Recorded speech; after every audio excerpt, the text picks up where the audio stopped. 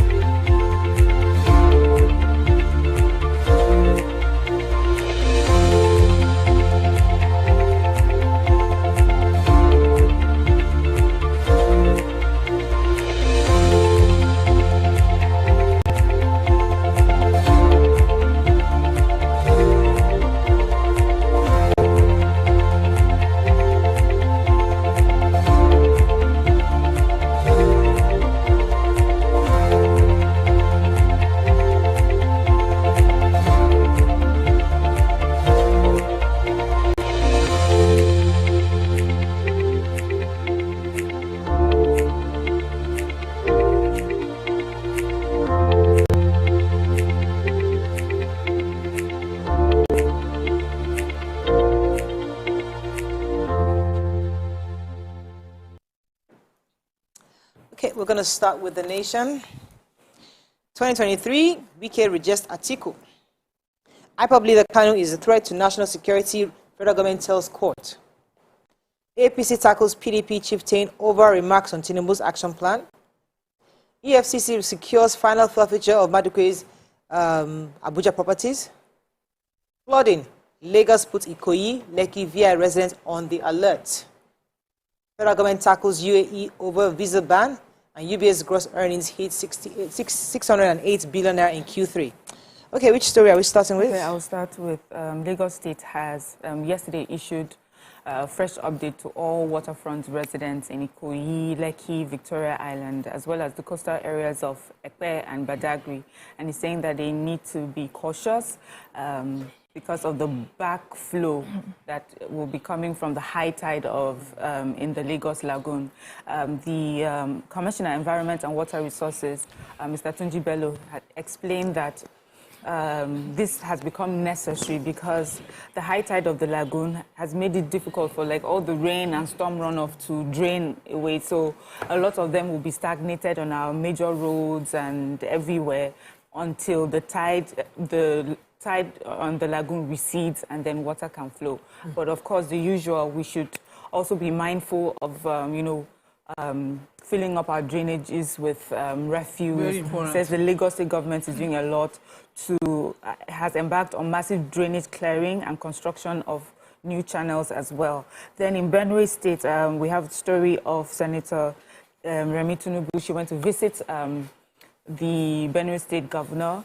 And she made a 10 million naira donation towards the flood victims. She also made food and other donations of food and other materials. She was received by the wife of the governor and other dignitaries. And, the governor assured her that they will make sure that these materials are used for exactly what they were brought for.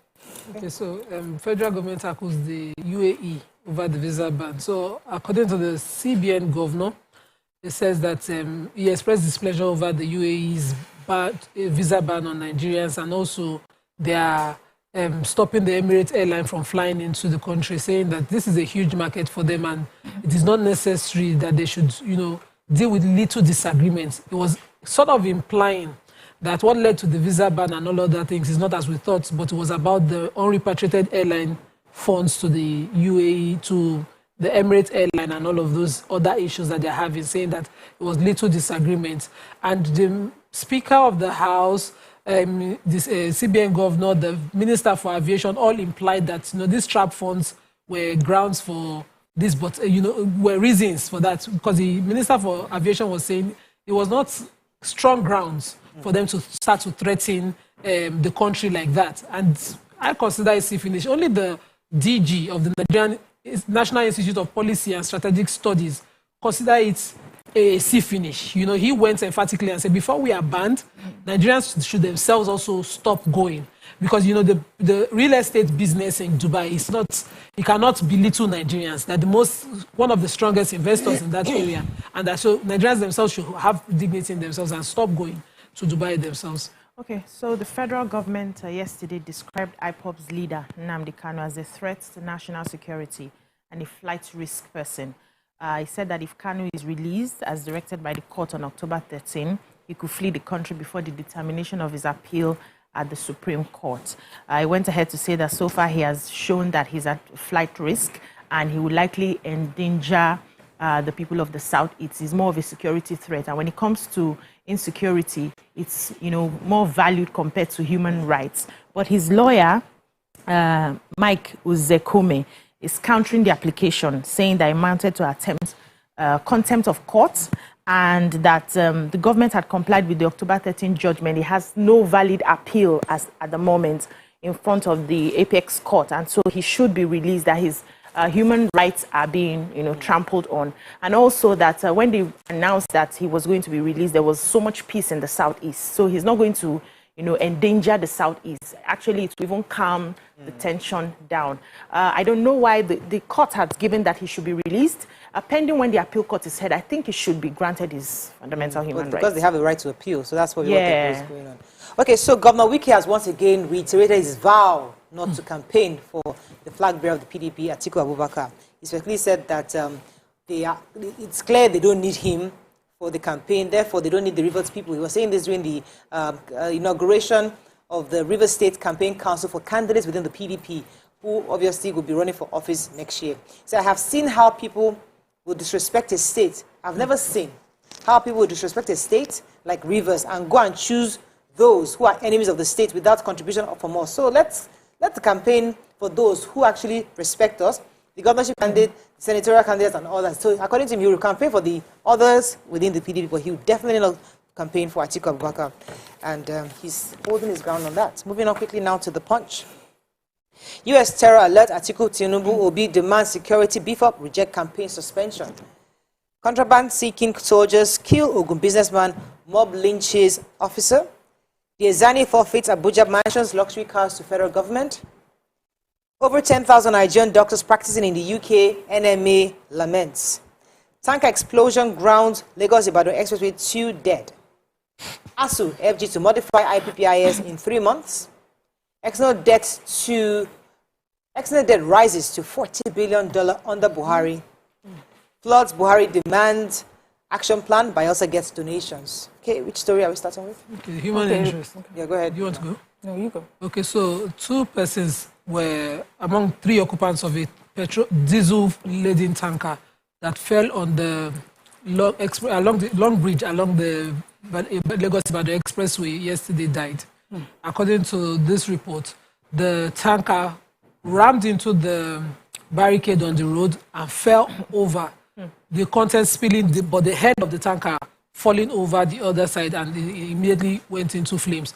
And 2 of the occupants died. They did not confirm the state of health of the survivor of that, the 3rd person. But the issue was quickly handled by security and safety officials.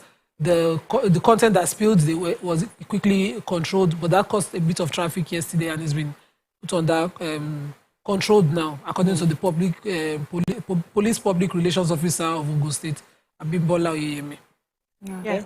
Picture story. So, the Federal High Court in Abuja on Monday ordered the final forfeiture of 2 Abuja properties and 2 luxury cars belonging to former Minister of Petroleum Resources, Mrs. Didiani Alice Madueke. So, the properties were mentioned. They are 2 highbrow properties. They said one is in Asokoro and the other in Maitama. They were valued at one over $2 million, and the other one is $380 million, and a couple of luxury cars, so black BMW and a Jaguar, and their value out there. But there's a process. So EFCC, the report shows that there was a process. First of course, the court had asked that EFCC put in the dailies that these properties were up for forfeiture, and if anybody had anything against the forfeiture of these items, they should come forward. And since April 6th, when this was done, no one came forward, and so finally it's gone for final forfeiture. Okay, let's go on a quick break. When we come back, we continue with our reviews. Stay with us. We'll be right back.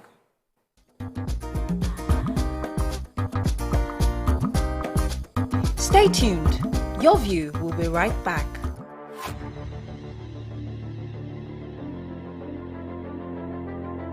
At TVC Communications, we're all about our audience. Millions of viewers, listeners, and readers every day all around Nigeria.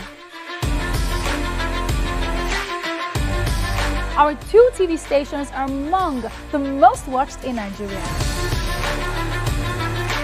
TVC News is our award-winning 24-hour national and international news channel headquartered here in Lagos, broadcasting live from our custom-built state-of-the-art news headquarters. TVC, the top-rated family entertainment channel, is the place for fun, music, and information. With our breakfast show, Wake Up Nigeria, the all-female chat show, Your View, the best soaps and dramas from Nolly, Bali, and Hollywood, music and entertainment blast, courtesy E-Splash, and of course, award-winning news and current affairs. It is all here.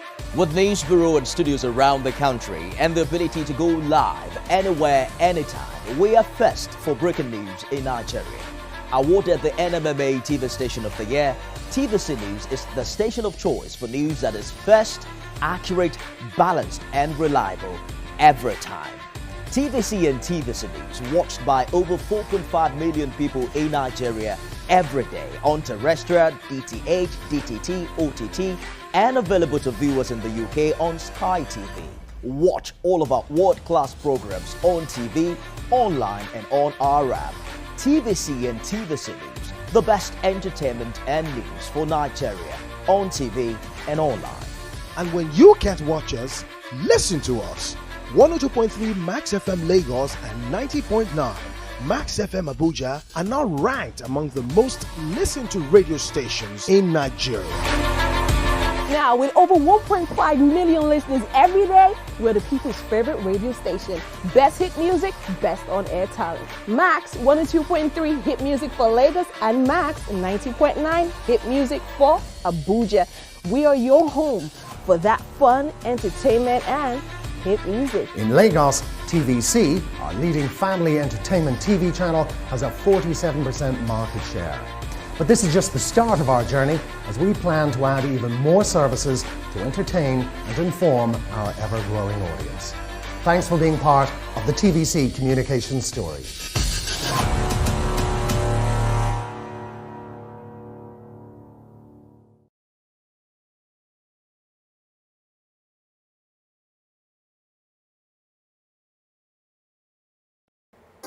Come closer.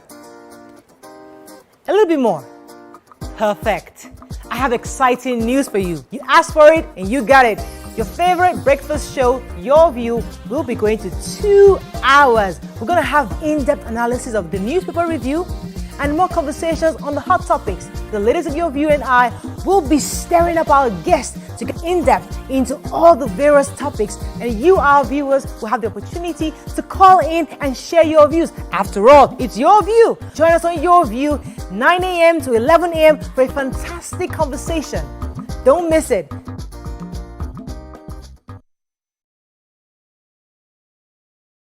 Television just got real. Real stories, real emotions, real anger, real love, real tears, real lost. Television just got real. It's lights. If you could tell Saga anything right now, what would it be? God will judge you. Roll camera. Oh, thank God of hard life, not because of woman. God of hard life. Real action. Do you ever go out with any of your female fans? Well, you went in. Wow! Tune in to the only reality TV review show on television, Reality Check on TVC. Thursday nights from 11 p.m.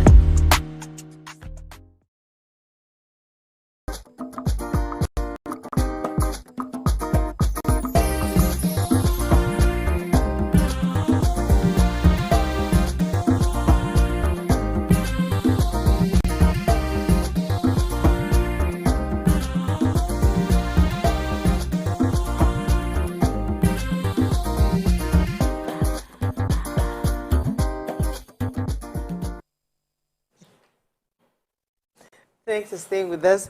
Okay, we have a story in Punch. Yes, so soldiers who came in from Badagry to Owode-Diroko in Ogun State allegedly shot a resident dead. So what happened was that they came and they were looking for contraband. So they went into Owode market.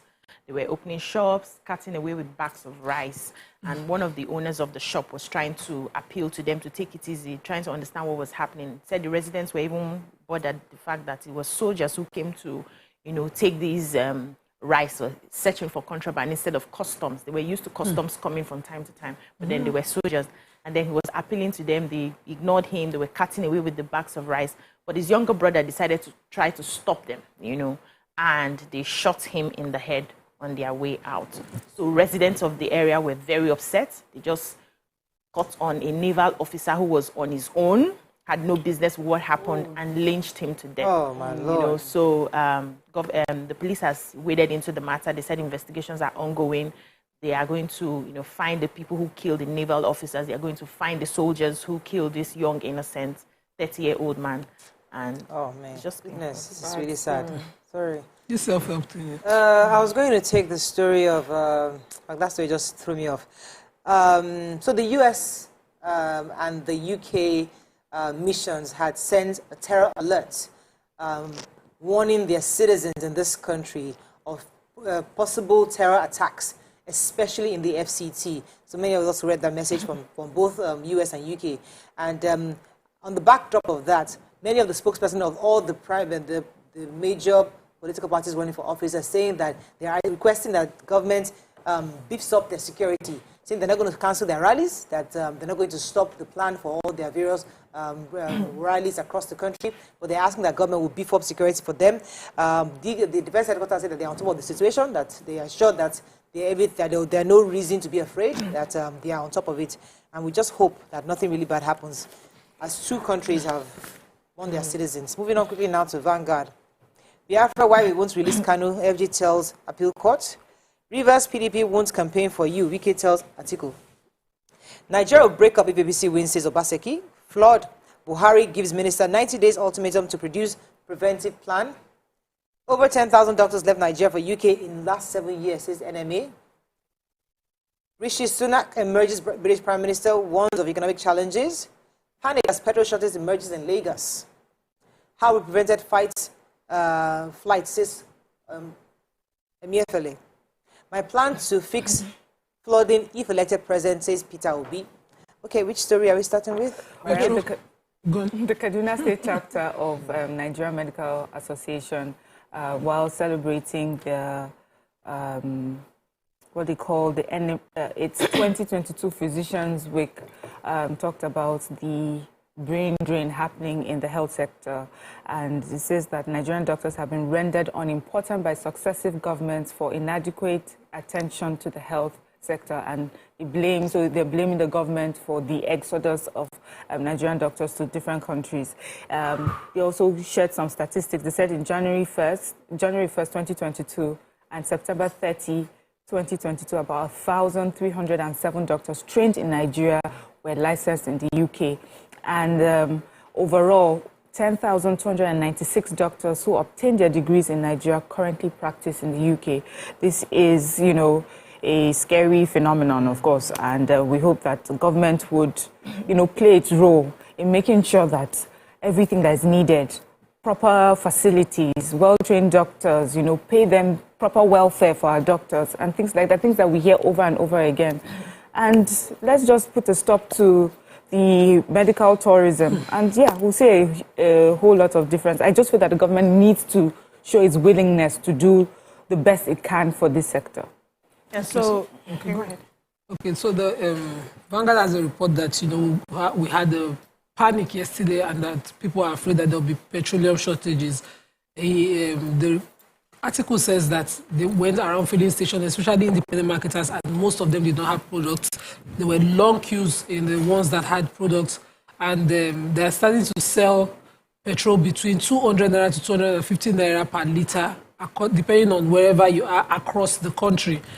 And the National Operations Controller, Independent Petroleum Marketers Association, IPMAN, Mr. Mike Osatui, says that this is due to unsteady supply in the product in the past few days, that they've not been able to get, products across. In Abuja, they are not getting, and this is due to the flooding in Kogi State, and now tankers are having difficulty crossing the Baje Age Highway in Niger State as well to cross with products across to Abuja. So there are areas that are suffering due to the flood, but the one in Lagos is due to unsteady unsteady supply of products. I'm hoping that they quickly step in before we start to have another hardship forced on the people. Yeah, so we know that foreign airlines have complained that they have trapped funds because of the forex issue we've been having, no access to the dollar, and they said they've gotten about over $700 million trapped in Nigeria, which is, affecting their businesses, which also led them to change some of their modalities.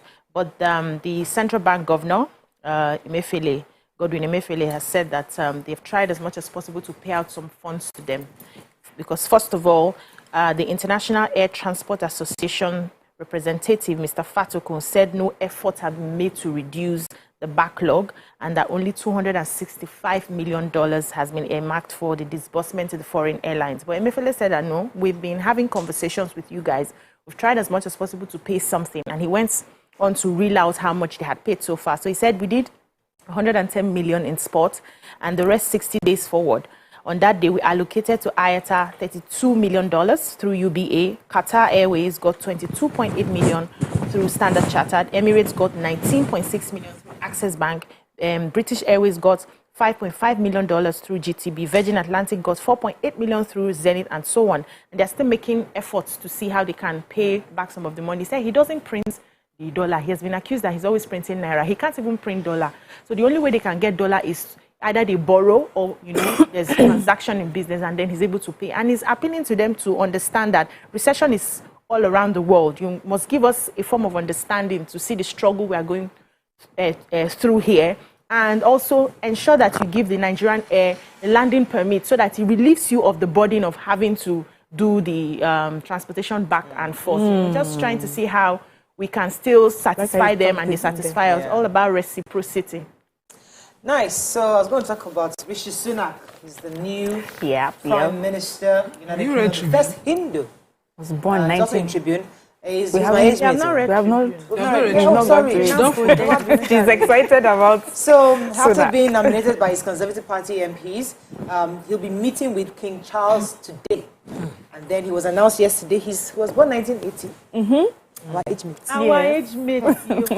In Southampton, and is the eldest of three children. He's married to a very wealthy lady. She's the daughter of Narayana Murthy. I think that's the founder of Infosys, which is one of the biggest companies, a businessman in India, and he's quite wealthy. So an Indian and his parents are Nigeria, also Indians from.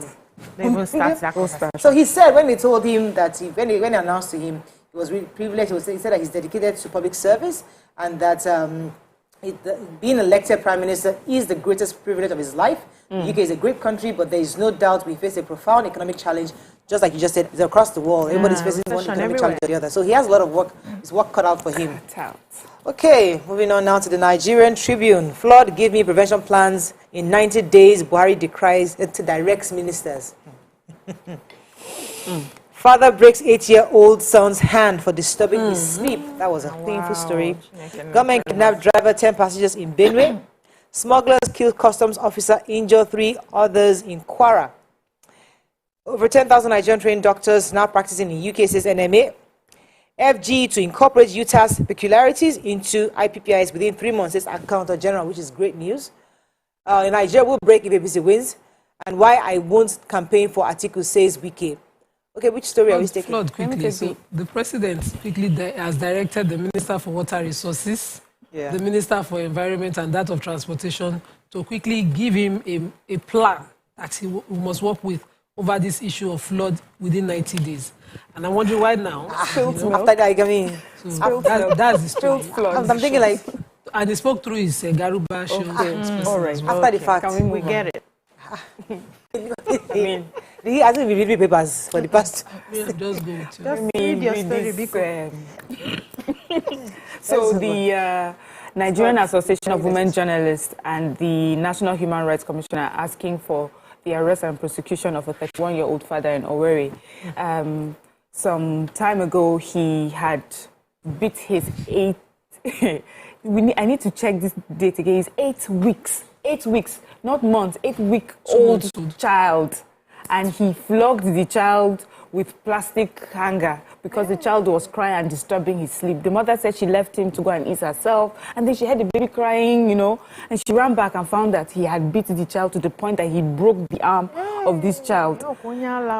He said he now locked them up so that she could not ask for help. He locked them in the house after he realized what he had done. Anyway, she finally was able to rush him to the hospital. Then many hospitals even rejected the baby until she went to the FMC in Owerri, and they had to amputate that poor baby's hand because the father thought that his cry was disturbing his sleep. Anyway, they said the man is on the run, but we hope he will be found and arrested and prosecuted. I saw the pictures online. Look at Beautiful that. baby. How are you a father? That's a madman, no. Yes. Okay, we have to run. That's all we can take on front page review. When we come back, we want our hot topic of the day. Stay with us. We'll be right back.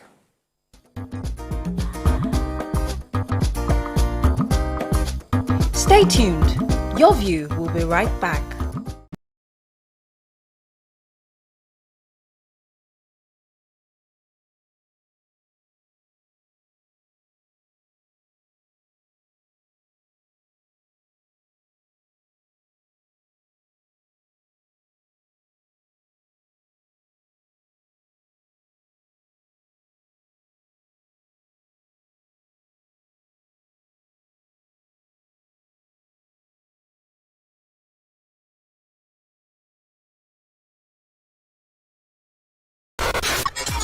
Do you think you can outplay me in this game of wits and knowledge?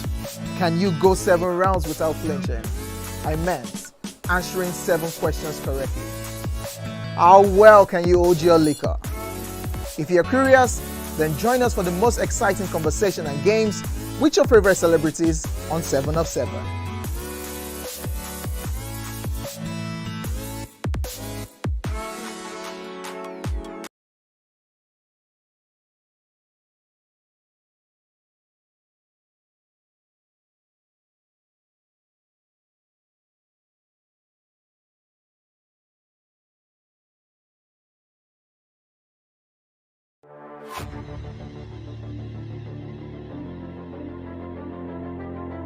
At TVC Communications, we're all about our audience. Millions of viewers, listeners, and readers every day all around Nigeria. Our 2 TV stations are among the most watched in Nigeria. TVC News is our award-winning 24-hour national and international news channel headquartered here in Lagos, broadcasting live from our custom-built state-of-the-art news headquarters. TVC, the top-rated family entertainment channel, is the place for fun, music, and information. With our breakfast show, Wake Up Nigeria, the all-female chat show, Your View, the best soaps and dramas from Nolly, Bali, and Hollywood, music and entertainment blast, courtesy E-Splash, and of course, award-winning news and current affairs. It is all here. With news bureau and studios around the country and the ability to go live anywhere, anytime, we are first for breaking news in Nigeria. Awarded the NMMA TV Station of the Year, TVC News is the station of choice for news that is first, accurate, balanced, and reliable every time. TVC and TVC News watched by over 4.5 million people in Nigeria every day on terrestrial, DTH, DTT, OTT, and available to viewers in the UK on Sky TV. Watch all of our world-class programs on TV, online, and on our app. TVC and TVC News, the best entertainment and news for Nigeria on TV and online. And when you can't watch us, listen to us. 102.3 Max FM Lagos and 90.9 Max FM Abuja are now ranked among the most listened to radio stations in Nigeria. Now, with over 1.5 million listeners every day, we're the people's favorite radio station. Best hit music, best on-air talent. Max 102.3 hit music for Lagos and Max 90.9 hit music for Abuja. We are your home for that fun, entertainment, and hit music. In Lagos, TVC, our leading family entertainment TV channel, has a 47% market share. But this is just...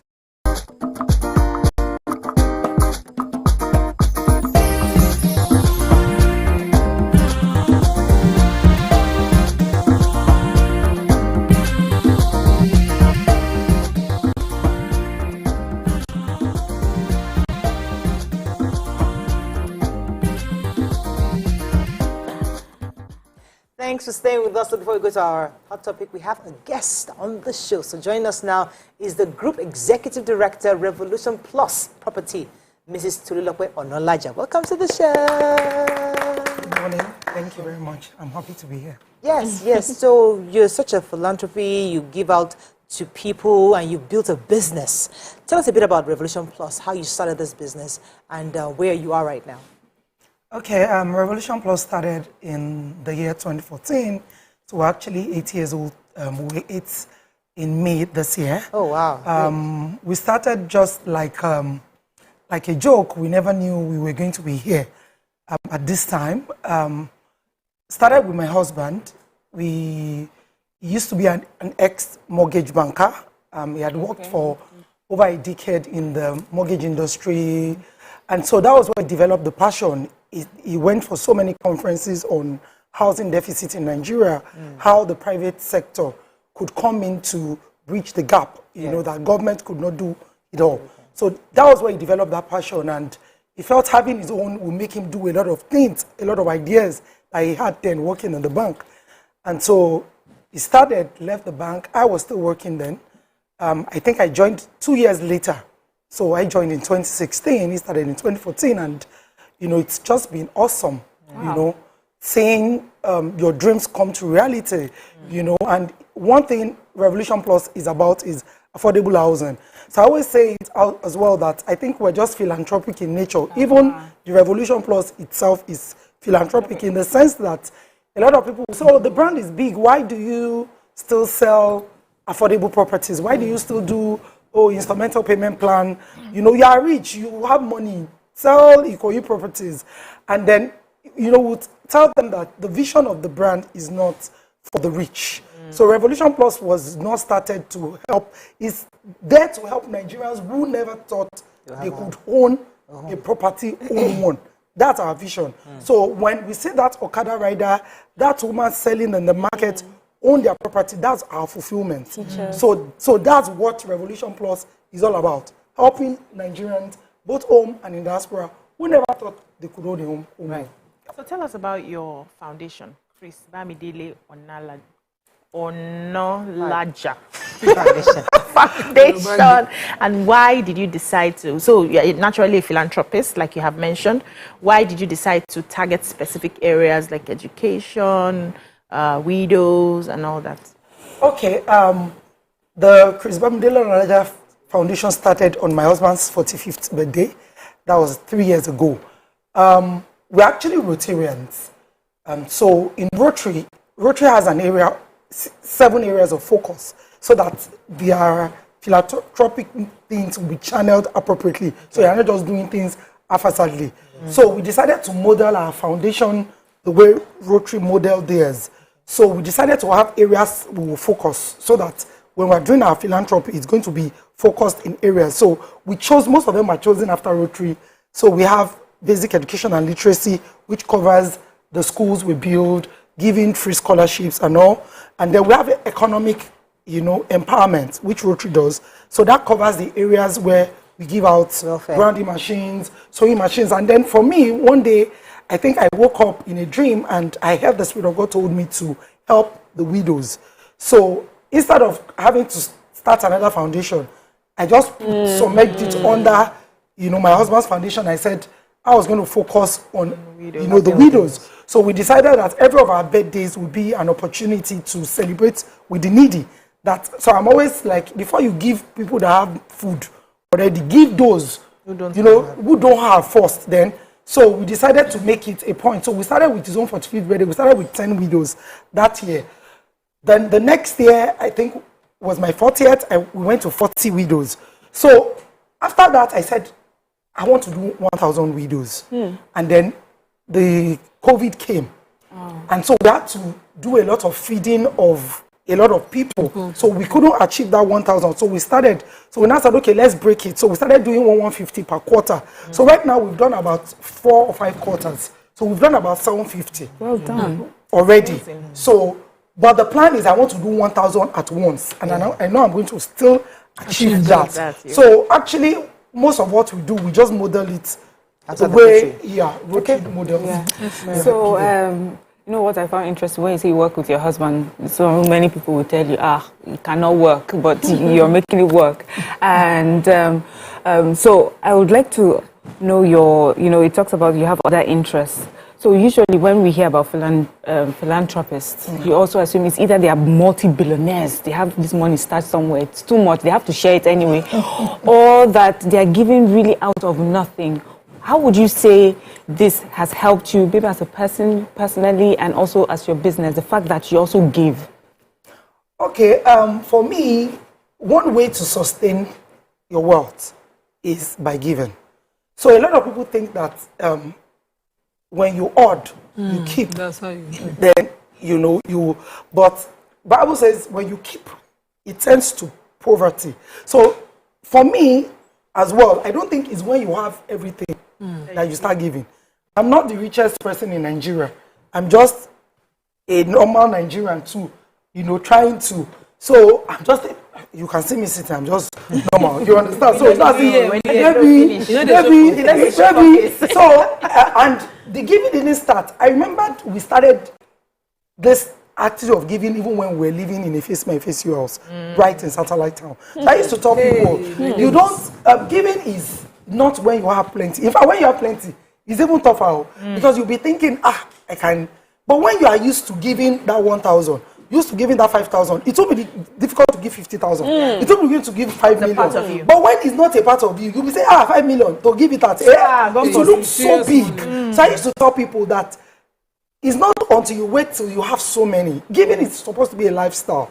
It's supposed to be something you start doing, from not so it becomes, as God blesses you more, you're able to do more. So I just said that's simply what has happened to us. So every year like during the COVID, we said, okay, all where our estates are located, both in Lagos and Ibadan, we went to all those ballets.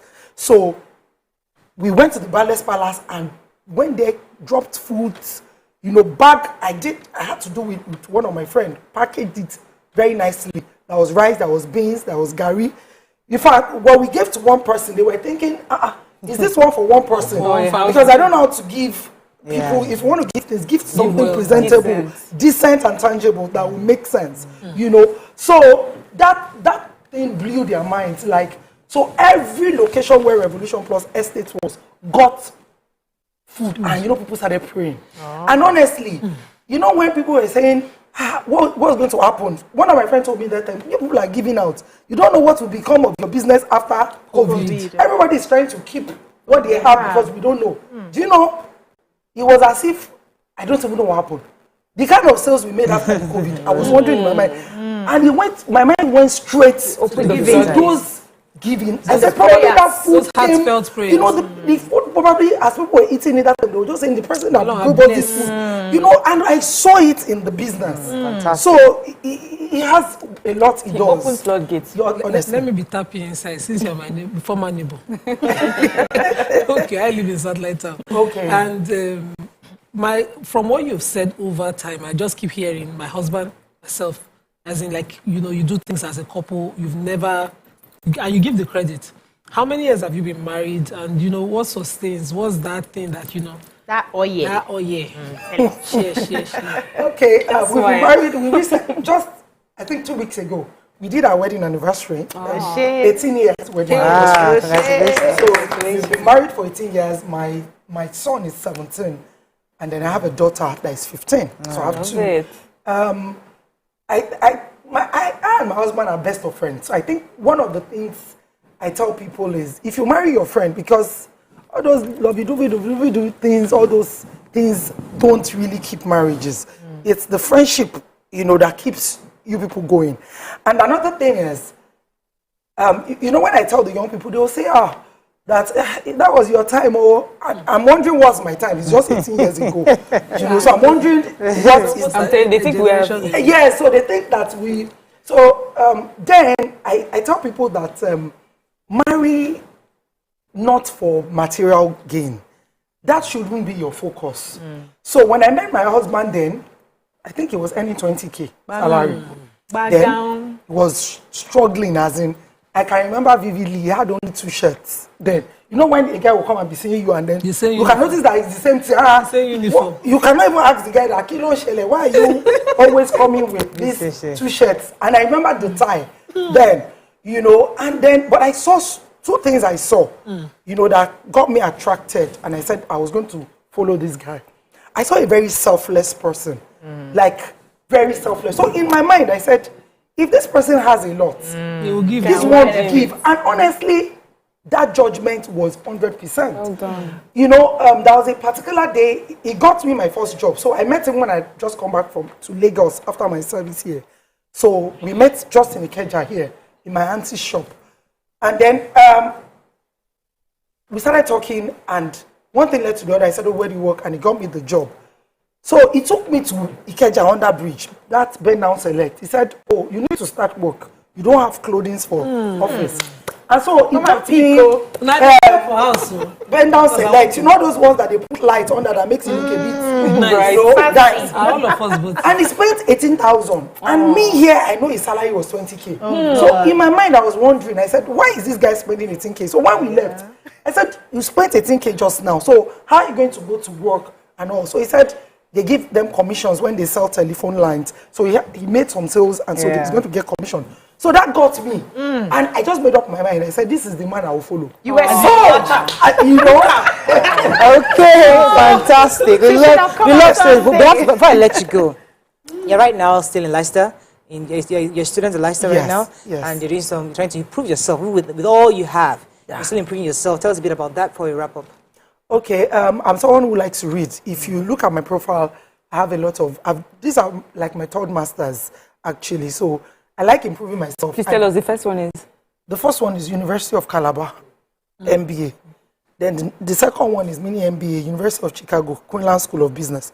So the 3rd one is University of Leicester. You're not tired of reading? And I've been to Lagos Business School. Yes. You know? So I just like to read. Reason being that you get, there's this saying that after 8 years of leaving school, any certificate that is after 8 years is obsolete. That's it. You have to update. So you have to update because that knowledge is not. So a lot of us have left school for so many years. So that thing we know then is not, it's not relevant. So we have to wrap up. But So we keep, finally, Revolution Plus, just tell anything happening right now with Revolution Plus. So Revolution Plus, yes, we are good.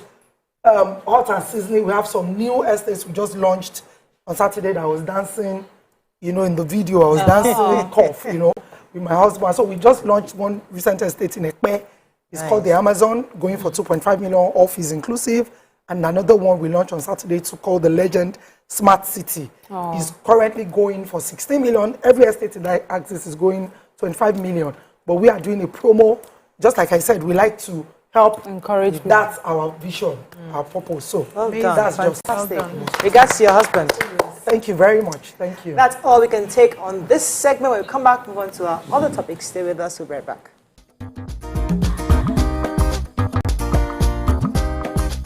Stay tuned. Your View will be right back. Come closer. A little bit more. Perfect. I have exciting news for you. You asked for it and you got it.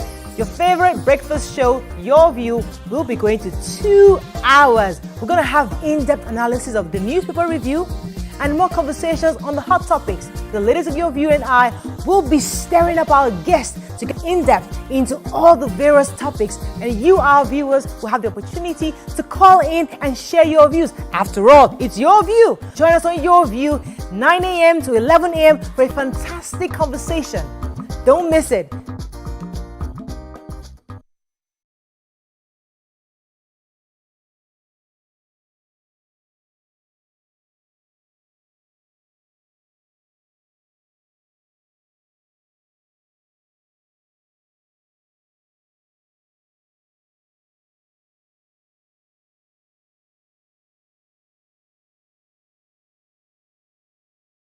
Television just got real. Real stories, real emotions, real anger, real love, real tears, real lost. Television just got real. It's lights. If you could tell Saga anything right now, what would it be? God will judge me. Roll camera. Oh, thank God of hard life, not because of woman. God hard life. Real action. Do you ever go out with any of your female fans? Well, you went in. Tune in to the only reality TV review show on television, Reality Check on TVC. Thursday nights from 11 p.m.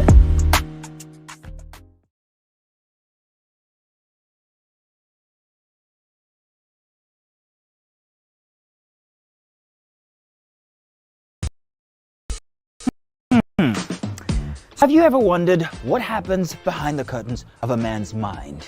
Or perhaps you're one of those who wonder what men talk about when they gather. Well, here goes. Imagine what it takes to put together the perfect cocktail. Or maybe mocktail. We need a bit of sports,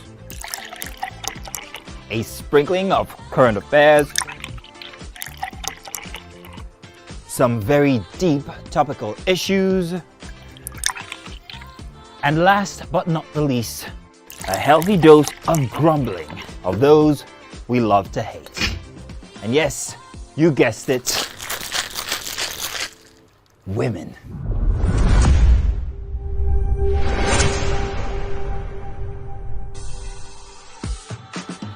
So, if you catch the drift, then you're onto something.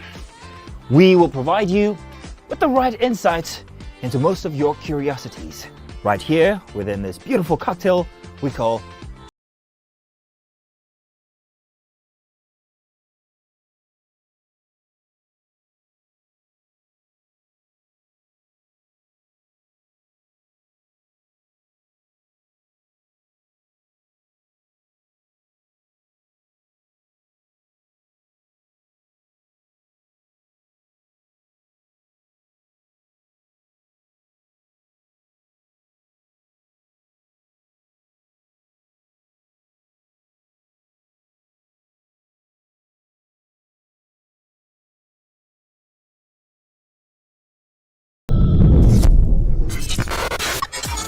Do you think you can outplay me in this game of wits and knowledge? Can you go 7 rounds without flinching? I meant answering 7 questions correctly. How well can you hold your liquor? If you're curious, then join us for the most exciting conversation and games with your favorite celebrities on 7 of 7.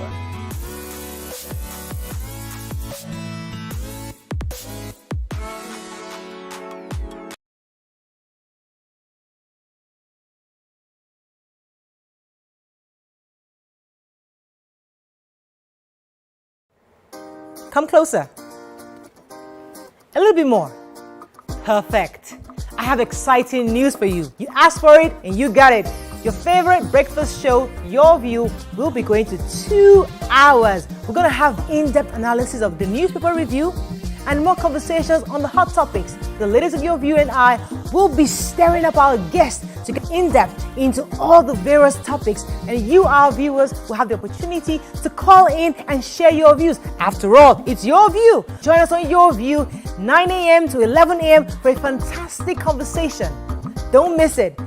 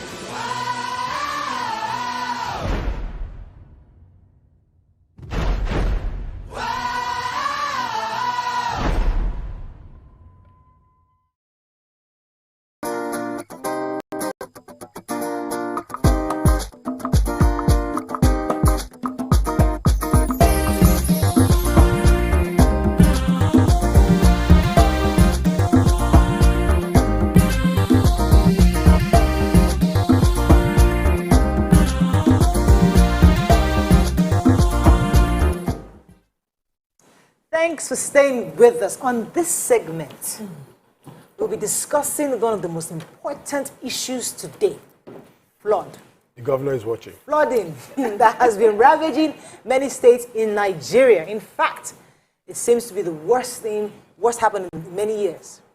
Now, many lives have been lost, properties worth millions of naira destroyed, millions of Nigerians have also been displaced internally.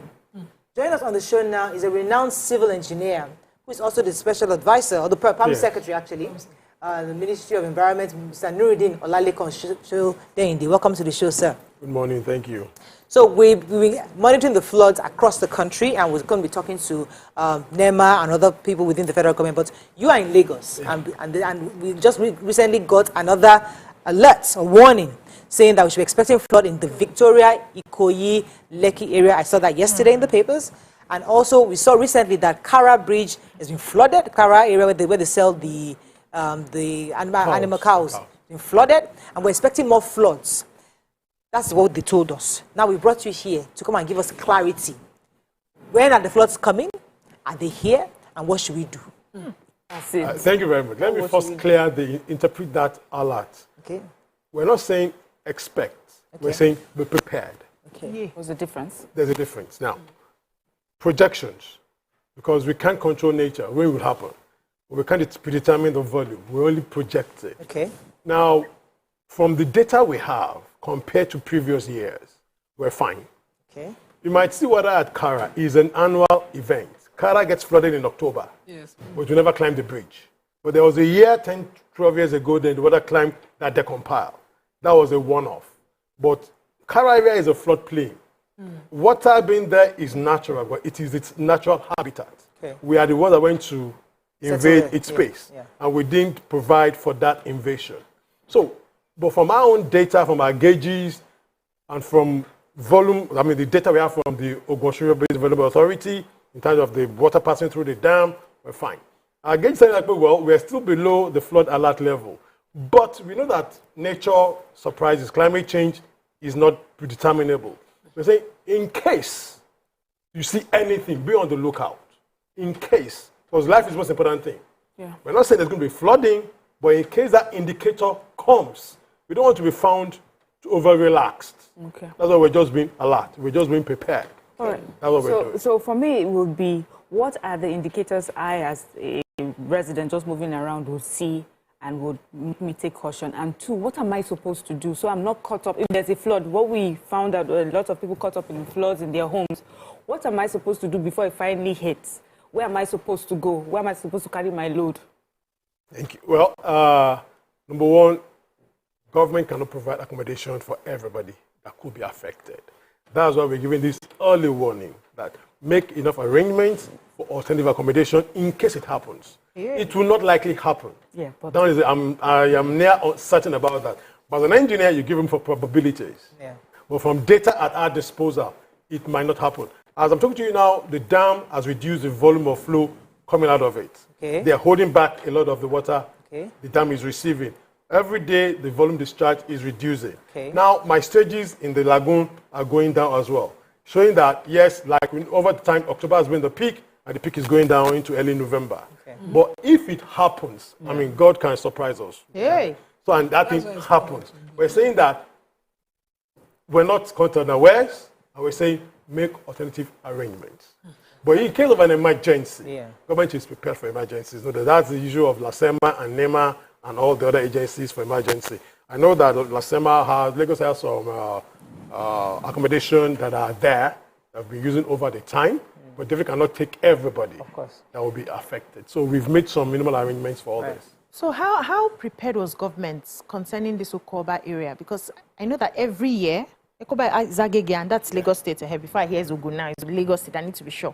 Every year, that flood happens. I think a few years ago, we saw buildings, swallowed up, submerged, cars and everything. And this year again, so now that you're saying be prepared, how prepared was government and how prepared were the indigents who already know that that area is prone to flood every year? Thank you. Lagos had been prepared for more than 40 years now, because for the first master plan Lagos had for drainage was only 1974. Okay. That identified about six systems in Lagos. These are natural channels that are existed. But Lagos is a coastal state. Most of the land is a drainage basin, right? But in the studies we did, in case you want to develop, leave this area for a major channel. In 1980, Lagos Island, our power master plan was done. So we've progressively elaborated. As Lagos expanded towards Agege Ikeja, we did the work in 1996, I think, or 95, we went down for Greater Lagos. But in 2015, we now harmonized everything into a major Lagos State master plan for drainage. We have 169 primary channels, the big canals, where people are already living. So our preparedness is that we make sure these canals are free-flowing. Okay. We clean them, we make them functional, because it's a conveyor system. From the gutters in front of your houses to a collector into a primary before it gets to the lagoon. So Okoba particularly was constructed, I think, in 2008. That's where the first was concrete line. It could be earth channel, but because people have built close to it, they had to improve the capacity, improve the functionality by lining it. But 12 years down the line, 4 years down the line, people have built more areas. So presently we have a contract ongoing to expand it. We did the stakeholders. Have to demolish buildings for that? Yeah, we did. We had the stakeholders, the local government chairman, everybody, they were all there. We've done demolition. So we just said about a couple of months ago. It's going to take us 2 years to finish that. So the canal now be a bit bigger to take a lot more volume. But that is not the issue here right now. Okay. Natural drainage ability as created is that the ground is the big drainage. It's to soak up a lot of it. But you and I, in our houses, have done what? Paved everything. We sealed it. So 50% of that runoff that should go into the ground is now flowing on the surface. The foliage, where are they? The trees, the grasses, all gone. That's when that storage capacity that has been taken out. So we're having now 100% of rainfall on the street, in the environment. No engineer can solve that. So what we do as being proactive is to ensure that, what we have is free. You'll have stagnation. We always say that 2-3 hours, it will go. As bad as Okoba was, within 2 hours, it disappeared. So that's the preparation that Lagos City is doing. And we beat our chest that we will always be prepared. Because we know it's going to happen. And we're not just caught unaware. As you were talking now, you talked about, us flooring all our houses, we don't plant trees. Add the one that happens behind the canal around last where I'm going in the morning, I'm holding one nylon. So I near the canal, I throw it in. I clog it. And then I scream when it's flooded, government. Let's talk about how much, our activities are affecting your work and how we need to better change our lifestyle, our ways of doing things. Well, sustainability. Well, there's an international acronym, SWORDS, Sustainable Drainage Systems. That's the best practice in stormwater management. Yeah. What you mentioned is just a habitual thing, which we believe that awareness will be able to solve. We keep talking about, I'm happy you raised enforcement.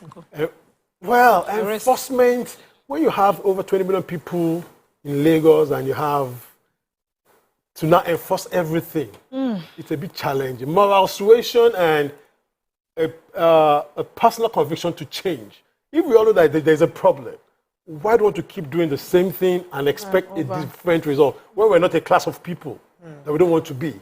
So I believe that you don't have to come to you with cane and punishment. I mean, if we're the ones feeling the pain. Yeah, I understand where you're coming from, but I think we will be... We know that a lot of people do not understand the way it works. They don't. And everybody thinks that this flood happens somewhere away from us.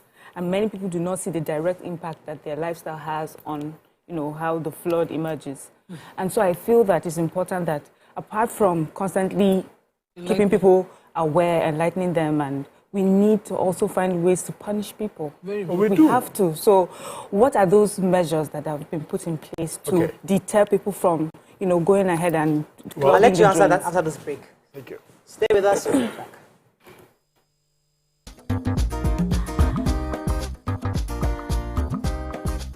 Stay tuned. Your View will be right back. Union Bank is 100.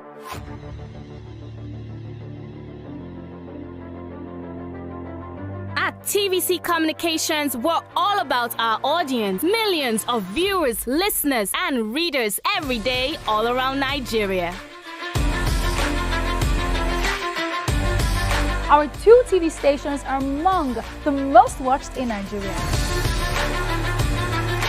TVC News is our award-winning 24-hour national and international news channel headquartered here in Lagos, broadcasting live from our custom-built state-of-the-art news headquarters. TVC, the top-rated family entertainment channel, is the place for fun, music, and information. With our breakfast show, Wake Up Nigeria, the all-female chat show, Your View, the best soaps and dramas from Nolly, Bolly, and Hollywood, music and entertainment blast, courtesy eSplash, and of course, award-winning news and current affairs. It is all here. With news bureau and studios around the country and the ability to go live anywhere, anytime, we are first for breaking news in Nigeria. Awarded the NMMA TV Station of the Year, TVC News is the station of choice for news that is first, accurate, balanced, and reliable every time. TVC and TVC News watched by over 4.5 million people in Nigeria every day on terrestrial, DTH, DTT, OTT, and available to viewers in the UK on Sky TV. Watch all of our world-class programs on TV, online, and on our app. TVC and TVC News, the best entertainment and news for Nigeria on TV and online. And when you can't watch us, listen to us. 102.3 Max FM Lagos and 90.9 Max FM Abuja are now ranked among the most listened to radio stations in Nigeria. Now, with over 1.5 million listeners every day, we're the people's favorite radio station. Best hit music, best on-air talent. Max 102.3 hit music for Lagos and Max 90.9 hit music for Abuja. We are your home for that fun, entertainment, and hit music. In Lagos, TVC, our leading family entertainment TV channel, has a 47% market share. But this is just the start of our journey as we plan to add even more services to entertain and inform our ever-growing audience. Thanks for being part of the TVC communications story.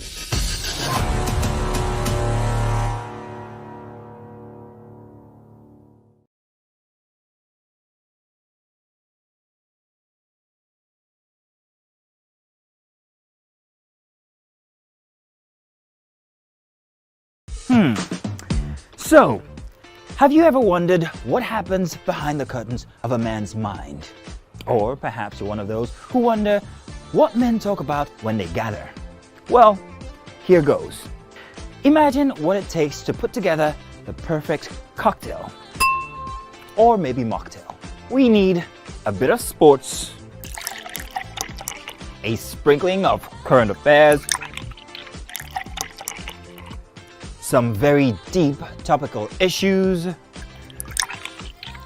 and last but not the least, a healthy dose of grumbling of those we love to hate. And yes, you guessed it.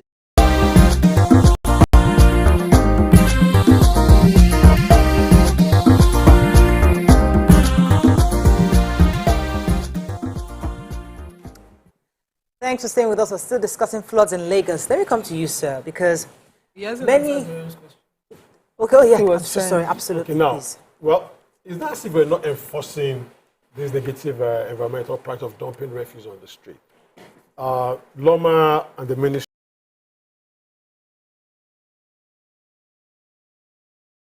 we have this effort at having people monitoring and apprehending such people. Yes, information is key. We need people to inform us. Even send us pictures of where the thing is done. You don't have to arrest the person. Just take the picture and send it to us. We'll find the person, we'll arrest the person, take the person to court, and they'll be charged and dealt with accordingly. They'll be able to be made to do community service, pay a fine that is even a lot more than what you have done. So we're really enforcing.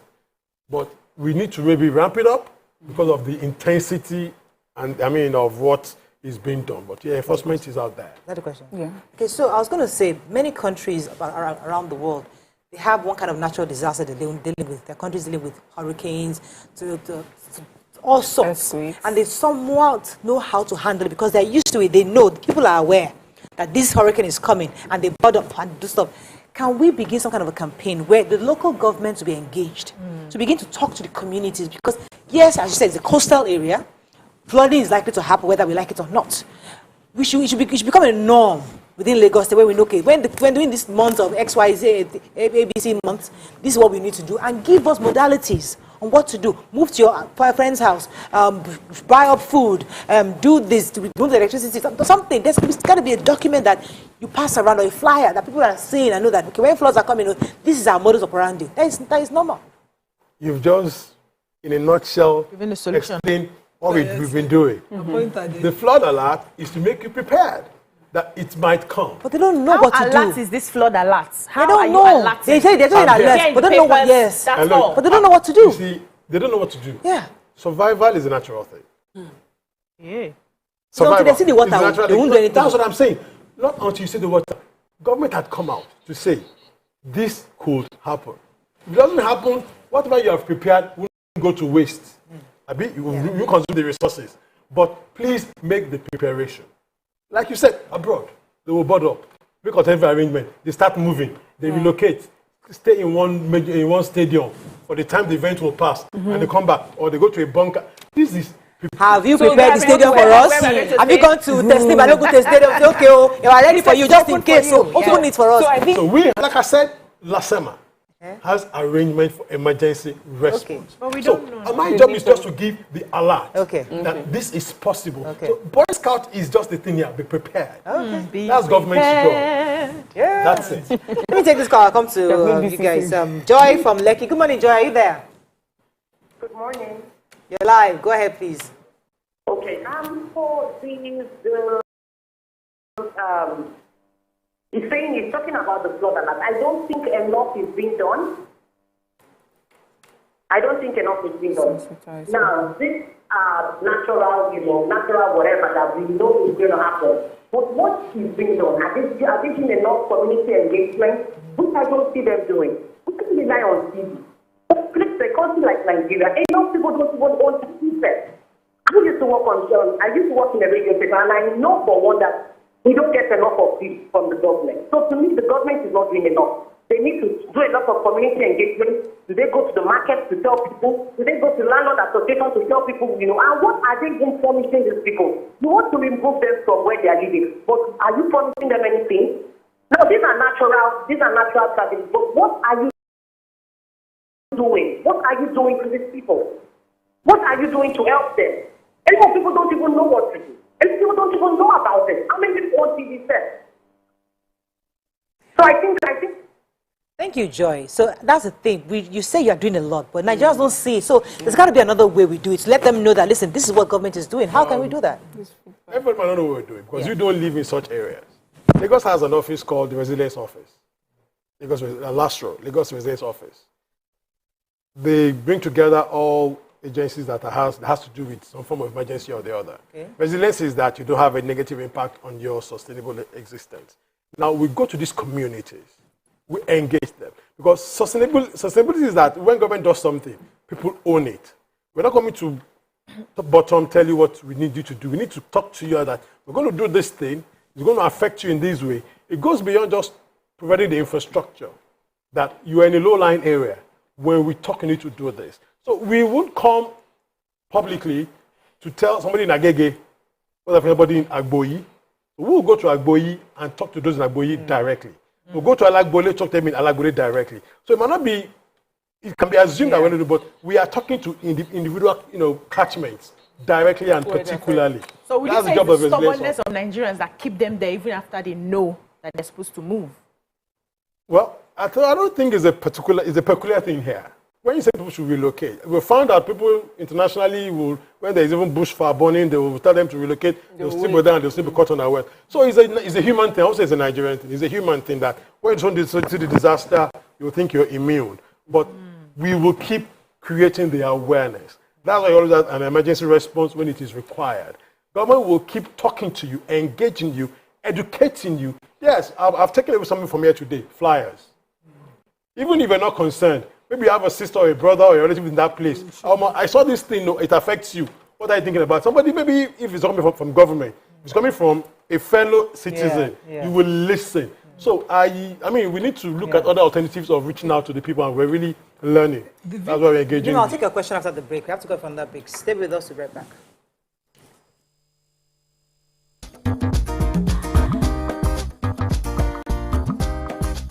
Stay tuned. Your View will be right back.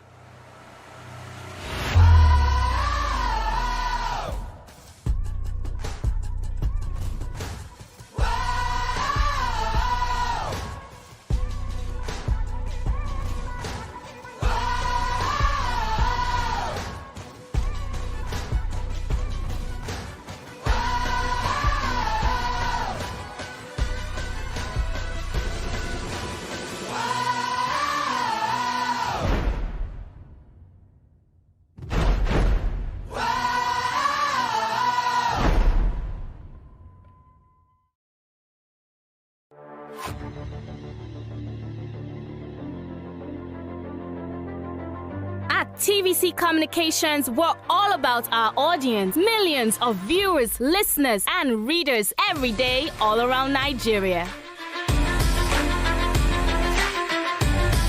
Our 2 TV stations are among the most watched in Nigeria.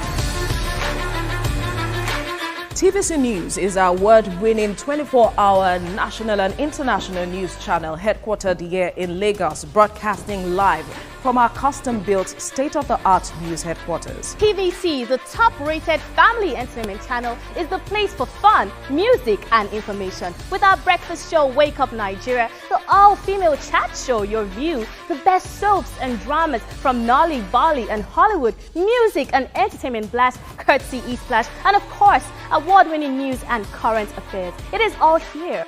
With news bureau and studios around the country and the ability to go live anywhere, anytime, we are first for breaking news in Nigeria. Awarded the NMMA TV Station of the Year, TVC News is the station of choice for news that is first, accurate, balanced, and reliable every time. TVC and TVC News watched by over 4.5 million people in Nigeria every day on terrestrial, DTH, DTT, OTT, and available to viewers in the UK on Sky TV. Watch all of our world-class programs on TV, online, and on our app. TVC and TVC News, the best entertainment and news for Nigeria on TV and online. And when you can't watch us, listen to us. 102.3 Max FM Lagos and 90.9 Max FM Abuja are now ranked among the most listened to radio stations in Nigeria. Now, with over 1.5 million listeners every day, we're the people's favorite radio station. Best hit music, best on-air talent. Max 102.3 hit music for Lagos and Max 90.9 hit music for Abuja. We are your home for that fun, entertainment, and hit music. In Lagos, TVC, our leading family entertainment TV channel, has a 47% market share. But this is just the start of our journey as we plan to add even more services to entertain and inform our ever-growing audience. Thanks for being part of the TVC communication story.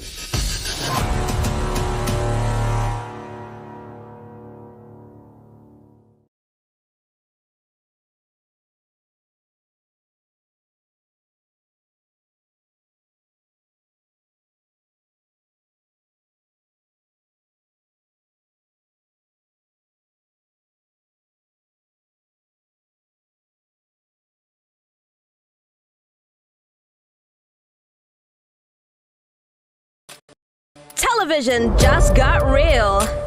Real stories, real emotions, real anger, real love, real tears, real lost. Television just got real. It's lights. If you could tell Saga anything right now, what would it be? God will judge you. Roll camera. Oh, thank God of hard life, not because of woman. God hard life. Real action. Do you ever go out with any of your female fans? Well, you went in. Wow!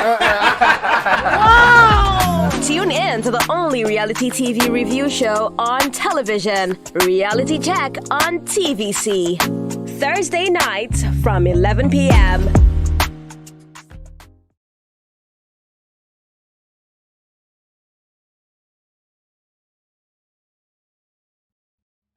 And fear doesn't occur at the canvas, it shows in the canvas. It shows the conation of raw earthen material slabbed, stroked, and molded at a pace provided by the doubt and fear. Every move weigh in the struggle of one to the other, merging the past to the present, brushstrokes of colors seen but not known. For when the wailing stops, the pieces settle down in abject.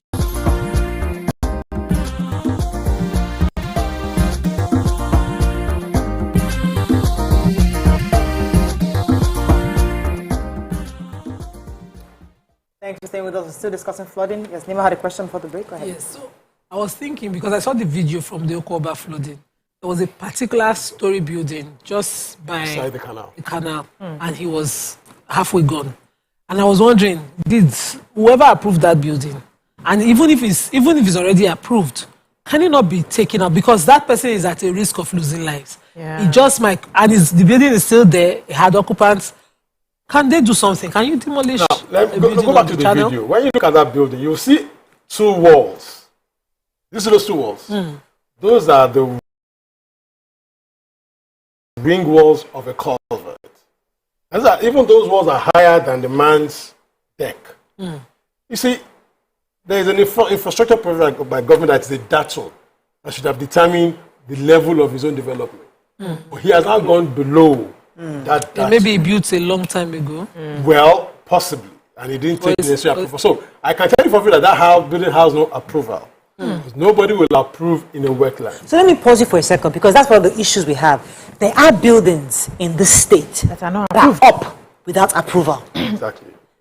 Do we have a number, or is it until something, a disaster happens, that we know where they are? How do we find these unapproved buildings? And how do you work? I used to be in LAPCA, no doubt about it, and I can tell you for free that most houses don't have approvals. Because people build before they think of governance. They will tell you it's a survival instinct, but it's not right. When you build and it's not sustainable, you're going to lose your investment. Like you said, that building is going to go down.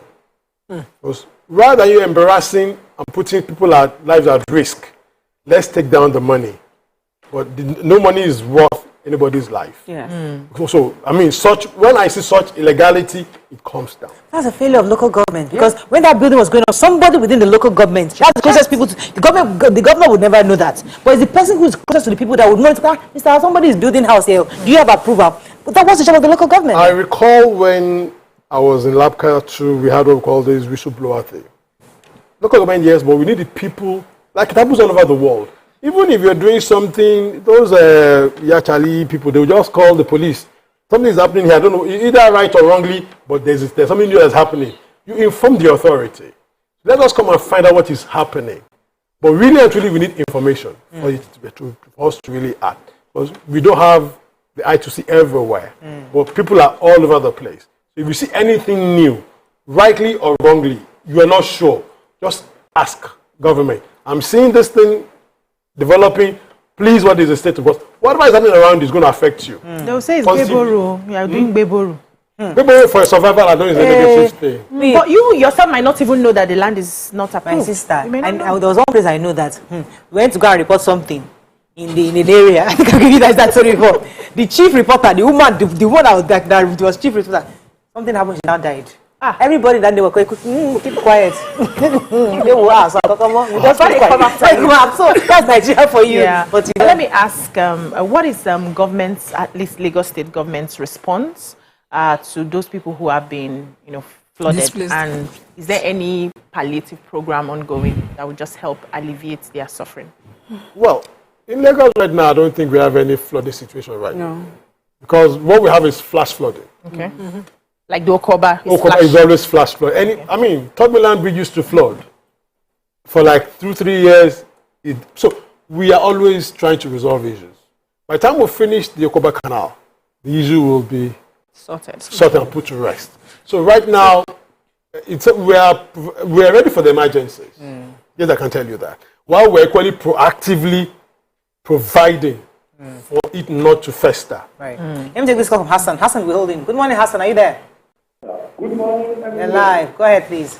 Yeah, please, I wish to use this to commend the government for using drainages all over the place. That's number one. Number two is there's a need for Lagos State government to do more. Look, in terms of building approvals, I can see the Lagos State government failing in that aspect. Maybe it's due to the corruption, or people are not willing to do their jobs. What you see all over the place, people build before approvals in Lagos. After building, they will go and seek for approval, and it will be given to them. The name of that process is corruption.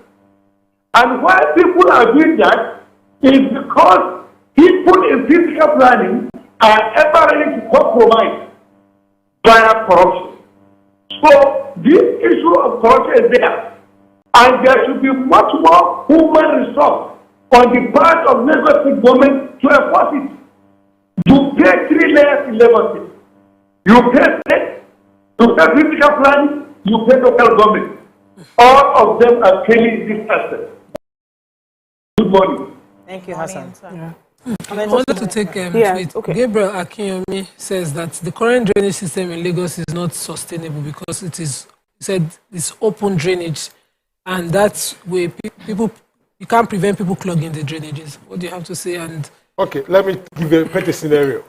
People don't have to go and drop the garbage in the drain. Yeah. All I've just put it outside. Yeah. Once rain flows, and once rain comes, it carries it and dumps it in the drain. Now, let's assume the drains are covered, but there are still inlets into the drain, right? Those things will find their way into that conduit, finally, and clog it. So it is a lot harder to clean a closed conduit drain. That's the challenge. So if we can do a magic abracadabra and stop solid waste coming to the environment, I will gladly close all my drain, because a drain is designed to have self-cleansing capacity for silt and sand. And when there's rain, just sand and silt, the drain will cleanse itself. There will be no blockage. But when you now have all kinds of heavier material, we need to change our waste first.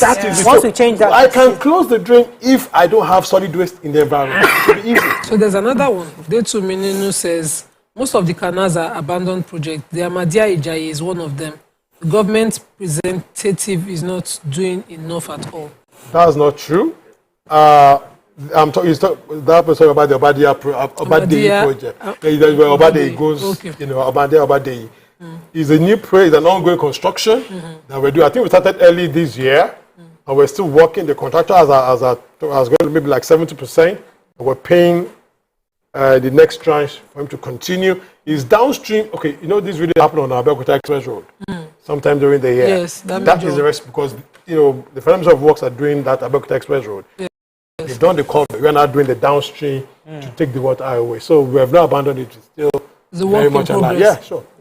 Okay, so I mean, from our conversation, it seems like government is doing, has got it covered. It's on top of it, but as we say, there's still a lot more to be done.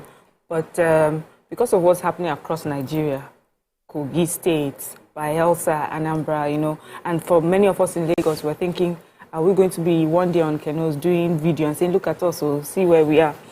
So to not get to that point, what do you think we can do differently going forward? Because every time we have this conversation with you, I'd like to know what we have learned from the previous year that we're doing differently this year that will prevent what we had, suffered. And then, especially with what's going on across Nigeria, what are we doing specifically in Lagos to make sure it's not a Bayelsa situation and an Anambra State situation?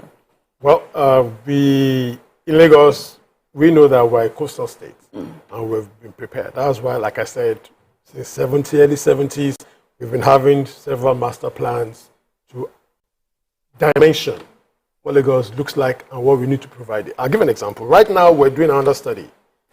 This is not for even 100 years master plan. This is for climate change. Because climate change, we don't know what could happen. But we know that for now that there is one key indices given to us that in another 100 years, the ocean would have risen 3 meters. If that happens... You said Lagos will be underwater. So most part of it will be underwater. So we're not doing a study. Okay, if this happens, what ought we be doing to prevent that happening? So we're being futuristic. It's not happening right now, but we know it could happen. So we're already spending the money for that time. Our children will be the ones to execute but a plan. That's what Lagos lives on.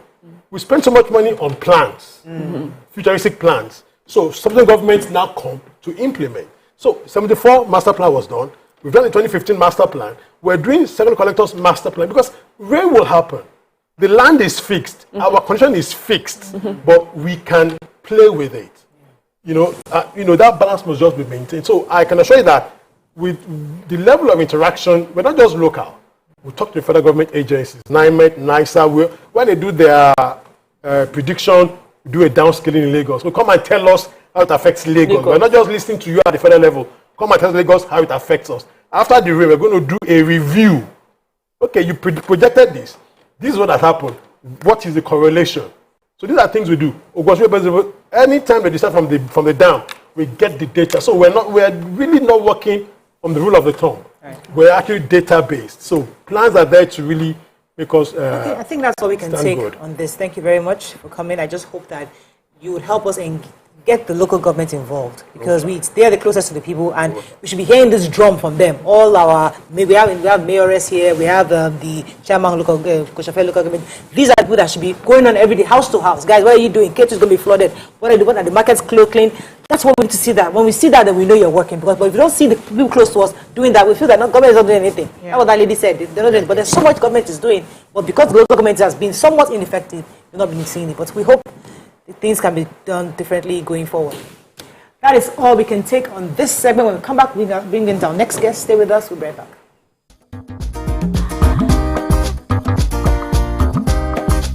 Stay tuned. Your View will be right back.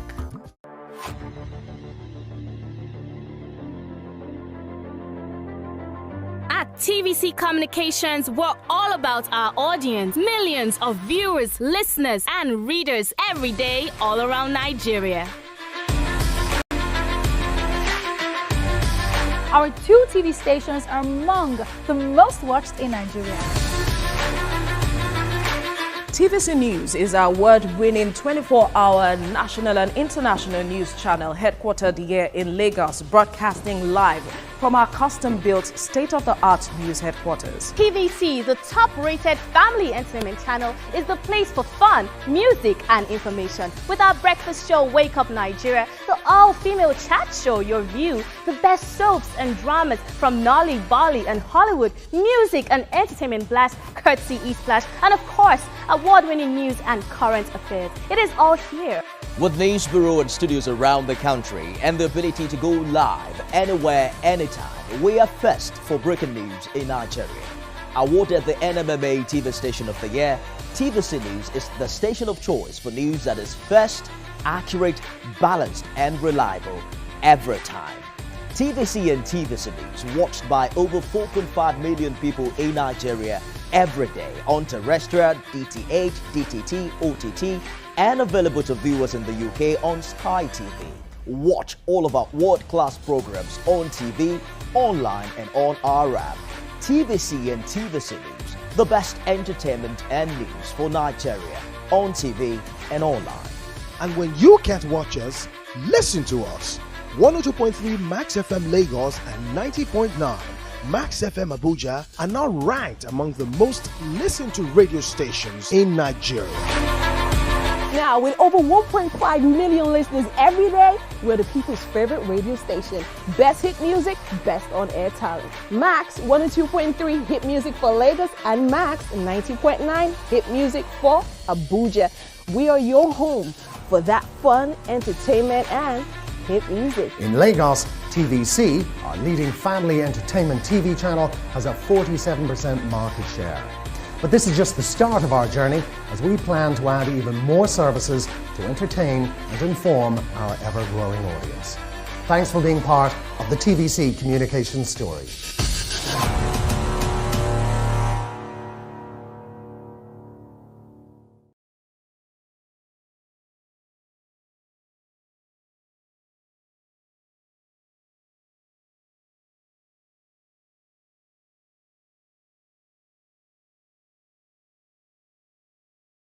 Television just got real. Real stories, real emotions, real anger, real love, real tears, real lost. Television just got real. It's lights. If you could tell Saga anything right now, what would it be? God will judge me. Roll camera. Oh, thank God of hard life, not because of woman. God hard life. Real action. Do you ever go out with any of your female fans? Well, you went in. Wow! Tune in to the only reality TV review show on television, Reality Check on TVC. Thursday nights from 11 p.m. So, have you ever wondered what happens behind the curtains of a man's mind? Or perhaps you're one of those who wonder what men talk about when they gather. Well, here goes. Imagine what it takes to put together the perfect cocktail. Or maybe mocktail. We need a bit of sports, a sprinkling of current affairs, some very deep topical issues, and last but not the least, a healthy dose of grumbling of those we love to hate. And yes, you guessed it, women.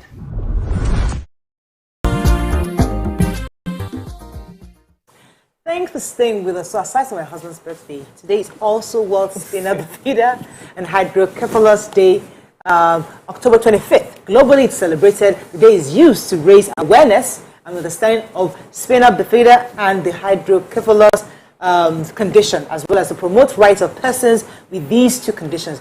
Joining us to explain this better is the consultant neurosurgeon and head of neurosurgery Unit, Lagos University Teaching Hospital, also a lecturer, College of Medicine, University of Lagos, Professor Femi Bankwale. Welcome to the show. Thank you. Good to have you, sir. It's good to be here. Prof, we like professors because, we feel like we're going to learn so much from you. So tell us about this. Is it a condition? Is it a disease? What exactly is it? Well, there are actually two conditions or two diseases. Hydrocephalus is separate from spina bifida. Okay. The reason why they are joined together is because they sometimes occur together. So spina bifida on its own is what we call a congenital malformation in which children are born with this condition. It occurs when there is a defect in the closure of the spinal cord. So usually very early in pregnancy before many women even know that they are pregnant. So we'll talk about prevention a bit later. So that happens and the children are born, the back is not closed, sort of. So there's usually a swelling or a wound. That's what the layperson would see, either a wound or a swelling at the back.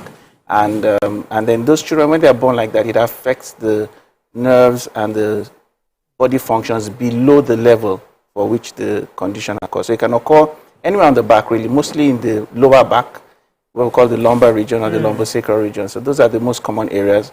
And the children may be born with weakness, paralysis, they may be paraplegic.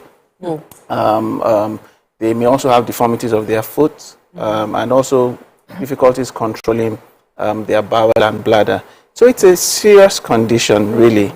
And sometimes many of these children also have an associated condition called hydrocephalus. So hydrocephalus on its own is can occur either congenitally or acquired, that means after birth, and occurs when there is excessive fluid, what we call brain fluid, cerebrospinal fluid, accumulates within the brain, and then that causes the head to get larger and continues to get larger because the body continues to produce cerebrospinal fluid every day, and it has a system normally where you produce and you excrete it or you get it out of the system. But when that is affected, then the fluid begins to build up almost like a dam, and then it affects the function of the brain. Wow. So what are the causes? Is there any cause to these two diseases you just mentioned? Well, let's take spina bifida for a moment. So spina bifida is, like we said, congenital. There is no known actual cause. There are some situations in which they've been found to predispose to it. That means be more likely to happen. And the most important and the most recurring factor is what we call nutrition. So, so nutrition, or better still, folic acid deficiency in women who are pregnant, and well, even before pregnancy, is actually the most common thing that we try and we found to be most consistent. So if you're going to ask for a cause, we'll say maternal nutrition. But folic acid is something that's what we call a micronutrient. So it's something that most people do not, it's not like beans or it's not carbohydrate on it. So it's a vitamin. So the way to do that or to prevent that happening is to regularly make sure you're taking either supplements or folic acid rich things like I remember my first pregnancy, and it was quite, tough. I was constantly, not sure. Yes. So I would not take some of the supplements. My mom kept saying, if you don't take this one, your children will come out ugly, That's important for their bones. So I learned that quickly. But, you said there are preventive measures. I mean, are these measures preventive before a woman starts to have babies, or is it once she's pregnant and then she has to take those supplements? Yes, so for spina bifida, it's before pregnancy. So, I mean, ideally, unfortunately, naturally, most pregnancies are unplanned. I mean, people don't know I'm going to get pregnant on this date. So, but we know that about 6 weeks before and 6 weeks after, the folic acid levels at that level are very important to prevent this particular condition. So the folic acid that pregnant women are given, which we are very good at doing, is not to prevent spina bifida. That one is for anemia in pregnancy and other things. But the one that prevents spina bifida is the one that is taken before pregnancy, what we call periconceptual. And the only way that happens is if you are either fortifying staple meals like wheat in other parts of the world, bread, wheat, rice are fortified with folic acid, just so that there is a general high level of folic acid in the system. Or if people take, when I say people, women who are getting pregnant or who think they will get pregnant, take folic acid, just a tablet a day, or even half a tablet a day. So once you get married like this, start taking it. Even before you're married. It won't be a bad idea.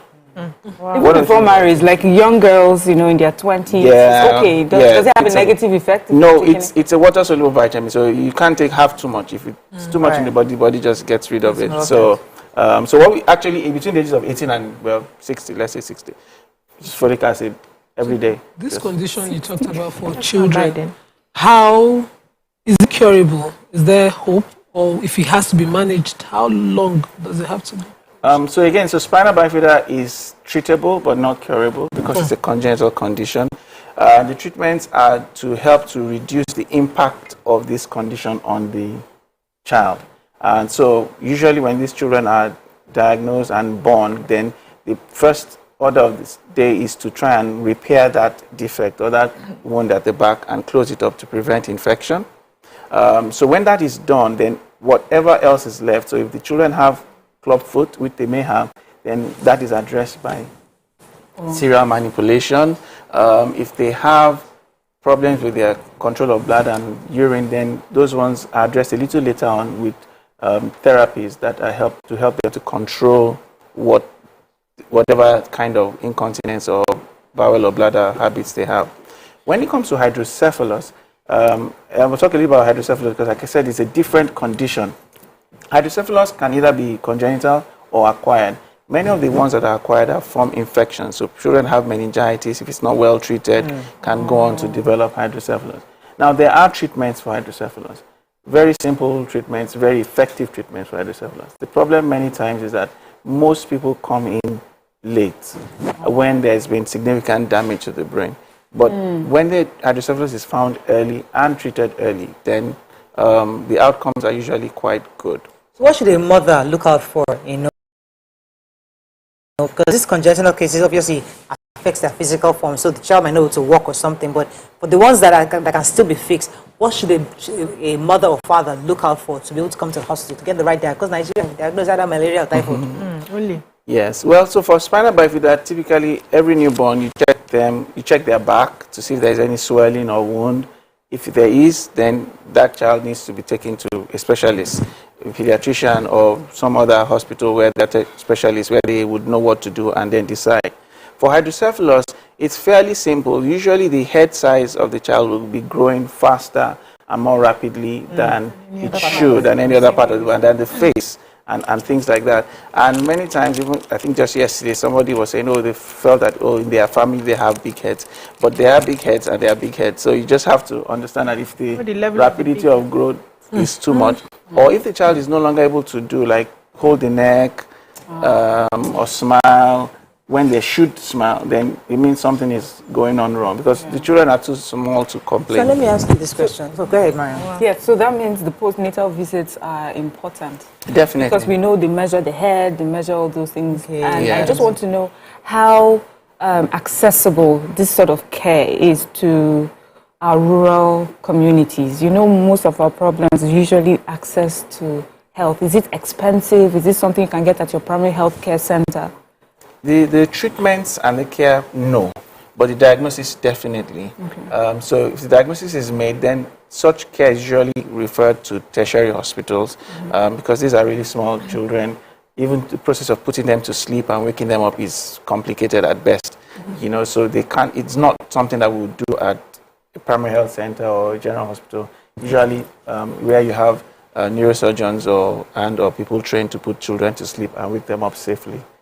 So there is some problem with access, but once the diagnosis is made, they just need to move them to the nearest hospital. Congenital diseases in this country is difficult to manage. Once there's some kind of a deformity, and people find it difficult because people rather just carry their children out of the country, find somewhere where they will have some kind of treatment. Could you help us understand, especially in the Lagos State teaching hospitals, do we have ways of caring for these kind of situations? Well, yes, definitely. The short answer is yes. If you're talking about hydrocephalus or spinal bifida, I am not aware of any treatment that is available anywhere in the world that is not available in Lagos State, at least as far as that is concerned. The problem maybe with the stigma and things like that, but apart from that, the treatments are available. People just need to access them. So is there any age a child gets to that the child may not be able to have all this? Is there like an age where you've outgrown having this sort of condition? Condition. Well, spinal bifida is, if the child is not born with it, the child is not born with it. So that's sort of sorted. Hydrocephalus, well, the real news, whether it's good or bad, is that it can occur in adults as well. So it's not, there's no age limit to developing hydrocephalus. Right. The only you said adults. Oh yeah. The only difference is that with adults, the head doesn't get big, which is both good and bad, because it then means that there's a shorter time, because the enlarging head is actually the body's way of accommodating and coping with that stress. So with the adult, the head doesn't get big. And so how do you now know that something like that? What do you know? Really bad headaches, and the person may begin to lose function on their brain very quickly. Let's talk about foundations that are helping out. Do you partner any of such foundations? Yes, we do. We do partner with anybody that wants to partner with us, but there are not many foundations that are specifically devoted towards hydrocephalus and spina bifida. At least within the country, I'm aware mainly of one, and I think there's another one, the Festus Fajamilo Foundation, that I'm also a part of them. They've been around for over 10, 15 years now, trying to raise awareness and funds for these children, because like we said, the care is complicated and goes over time. It even sounds complicated when we are from how you're talking. But let me ask you, this is a side question. I know you're a neurosurgeon, correct? Correct. Are you practicing? Yes. Okay. Just I said this was a deliberate question, because the reason why I asked that, because many of our doctors are leaving Nigeria. And I just wanted to be sure that I wanted to be sure. My whole question is that are you practicing Nigeria? I hope you're not leaving anytime soon. Well, so the first question, am I practicing Nigeria? This is Nigeria. Yes. We're here today. Are you here? Enemy just said that all our doctors have left. Are you leaving? No, enemy did not say all. You just said 10,000, over 10,000. How many countries? Answer the question. Are you in Nigeria or you are planning to go very soon? I'm in Nigeria as we speak. Do you plan to go very soon? As we speak? No, you're also planning to exit. No, I don't have any plans to go permanently very soon, if that's what you mean. That's what we're thinking. Okay. So you're here for us. You're here for us. I'm here. We are here. All of us are here for just checking. It's important for us to check to make sure that people like you are still here, because tomorrow now Professor Bankole has gone. Please don't go. Okay. All right. We need you. We need you. I wish you would tell other people that. We do try doing that. Okay, you talked about the foundation you partner. How can people reach in case they have kids that are dealing with this? And how do you select cases? Shall you help people, or you have to select? The foundation, or me as a practitioner, I will treat anybody that comes. The foundation, I think, would help anybody that comes as well, as much as possible. The extent of the assistance is what may vary. The First Fatimilo Foundation has a presence online, so I'm sure anybody can just get information on that. The other foundations, like I said, in our unit, we do also have a foundation, but it's not specific to spinal bifida and hydrocephalus, but we try and help children also with that condition. Fantastic. Thank you so much. Any other questions? I think we're good. Is there anything else you'd like us to know about this condition that we've not touched on? Yes, because I've heard some. Thank you for saying. I've heard that with the spinal bifida, they can do like a surgery in utero. Is that possible? Okay. Yes, fetal surgery for spinal bifida is possible. It's cutting edge. Okay, so we don't have that in Nigeria. Maybe that's what I should say. But having said that, it's not available in many places, in select places. And the window for fetal surgery is very narrow. So it has to have been diagnosed usually about the second trimester. And then there's a very narrow window in which it can be offered. The advantages is that fetal surgery is what they call scarless surgery. It doesn't completely reverse the problems that may be associated, but it is thought to reduce the weakness of the limbs, and it's been found to reduce the need for treatment for hydrocephalus, because a lot of them, like 80%, would need some treatment for the hydrocephalus. So this reduces it to like 50 to 60%. Fantastic. Thank you so much, Doctor, for joining us on the show. Thank you for learning a few things about these diseases. And I hope that parents will also know how important folic acid is before pregnancies and even during pregnancy. I think if there's anything to take away, that is really important. Yes. Taking folic acid. As important as we take vitamin C. I used to carry this small bottle of 100 pills, and it was affordable. Yeah. So folic acid is very cheap. Very cheap. You have like 500 tablets. You can take it for 2 years and it will cost so much. Okay, that's all we can take on today's show. It's a great day. Have a great day. See you tomorrow. Bye for now. All right. Bye-bye. Okay.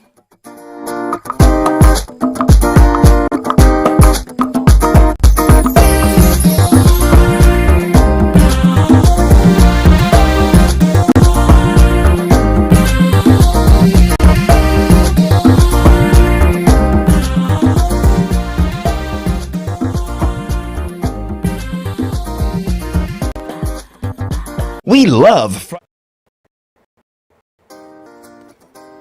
A little bit more. Perfect. I have exciting news for you. You asked for it and you got it. Your favorite breakfast show, Your View, will be going to 2 hours. We're going to have in-depth analysis of the newspaper review and more conversations on the hot topics. The ladies of Your View and I will be stirring up our guests to get in-depth into all the various topics, and you, our viewers, will have the opportunity to call in and share your views. After all, it's Your View. Join us on Your View, 9 a.m. to 11 a.m. for a fantastic conversation. Don't miss it.